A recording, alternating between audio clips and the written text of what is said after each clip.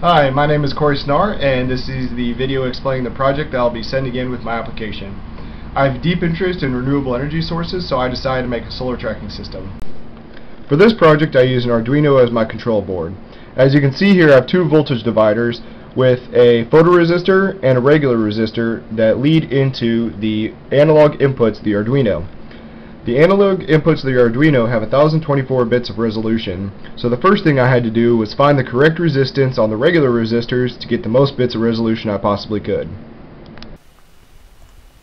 Okay, so I found that 33K was the best resistance to get the most bits of resolution, and we can test this by going to the Arduino program and opening up the serial monitor and seeing that, first of all, the values are pretty close when they're in an identical area. Not too many bits of resolution off, and then if we put it in complete darkness, you can see that the bits will go just about to 0, and then if we make it as bright as possible, then the bits go to approximately 1,000. Alright, so if we take a look at my code, the first thing you'll see is that I included the stepper library. The stepper library is one included in the Arduino program that's specifically meant for driving step motors. After that, you'll see that I declared steps per revolution, and there is 4096, which means that it takes 4096 to make one full revolution for the step motor. Then you'll see that main pin equals 0. Main pin is the 90-degree photoresistor, and that's attached to analog pin 0. And then there is test pin, which is equaling 1. That means that the 75-degree photoresistor is attached to analog pin 1. And then if we come down here, we have stepper, which is a declaration of your step motor that's required for the library that I'm using. And you'll see I declared solar step. That's using digital pins 8, 9, 10, and 11. Then I have my setup loop, which is required format for all Arduino programs. And you see that I have the baud set to 9600, which is normal baud.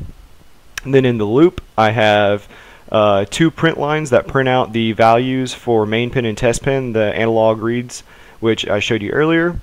And then from those, I transfer those to another variable, so that way my if statement will work. And I have the if statement set up so that you can see if the straight read, so the main pin, if it is less than the off read or the test pin, then it uses this while loop to make the step motor move. And then it moves 169 times because that's 15 degrees of move. And then there is a 5,000 millisecond delay, and it resets the step counter to 0 so that the while loop will work again. This is the setup for the solar tracking system. As you can see here, I have a container with my Arduino, which we already talked about in there, and the breadboard with the two voltage dividers. And as you can see, I have the wires leading out for the photoresistors. And also you can see in here I have my step motor driver. Step motor driver is connected to pins 8, 9, 10, and 11, and it just makes it easier for the coding to have a driver. Also you can see there's a battery in here which is going to power the whole thing. And coming out we have the step motor, which is also connected, and you can see the frame on top of the step motor and the solar cell. And from here you can see the two ports where the photoresistors are sitting in. I have one at 90 degrees and another one at 75. Solar cells have an angle of incidence of 15 degrees in all directions. So if the solar cell gets out of that 15 degree range, it will see it right here with this photoresistor, and then it'll move back in that 15 degree range. Okay, so this is going to be a proof of concept. I'm going to use a flashlight to show that the solar cell follows me around. So the flashlight is right above the camera at a 90 degree angle. As you can see right now, it's facing straight towards it, and it's not moving at all. Now if we come over here, 15 degrees off, solar cell follows me. Keep going, keeps following me. Remember, it has a 5-second delay between readings, so it doesn't always come straight at me. But within 5 seconds, it'll come into 90 degrees, like it is right now. If I keep going, then it'll keep moving. Unfortunately, the 9-volt battery I was using wasn't cutting it, so I had to upgrade to my car battery. As you can see, it has the normal cigarette lighter port right here, and then I have a USB adapter inside, and the USB cord that's normally running from my computer to the Arduino is now powering it. This should be plenty of current to last me as long as I need to track the sun. Alright, so I got everything set up. I'm just about to plug it in. We'll see if this thing works. As you can see, the cell is facing this way right now. pretty far away from where the sun is facing. And so let's plug it in.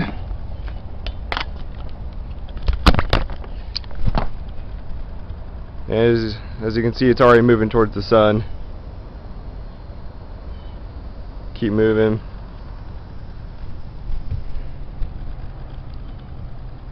It's getting lined up right now.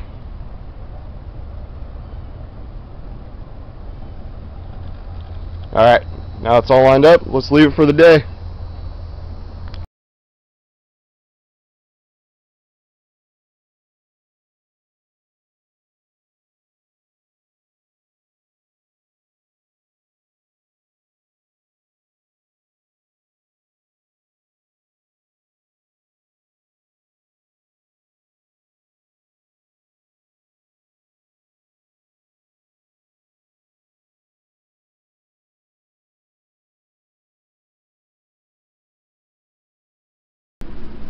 So that was all the battery life that my GoPro had. It ran for about 4 hours and it worked pretty well. I was happy with the results. It followed the sun pretty well. I've had to do a lot of exploration for this project. I had to look into analog inputs and how analog works because I haven't got to that in my classes yet. I also had to look into how step motors work and how they interact with the Arduino. So overall, I've done a lot of learning and this has been a good learning experience for me. I want to thank you for watching this video and I want to thank you for considering my application.